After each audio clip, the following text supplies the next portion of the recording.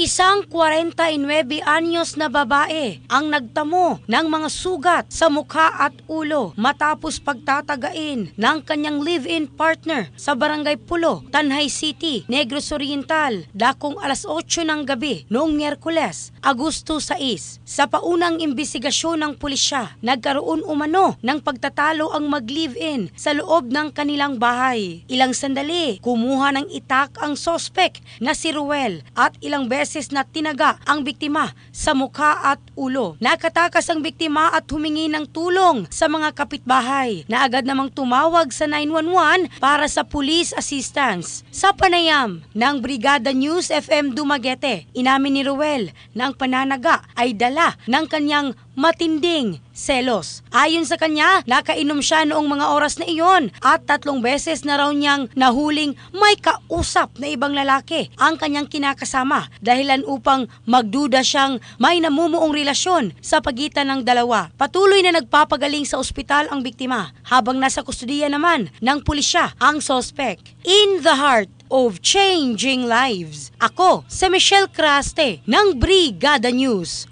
Philippines, the Music and News Authority.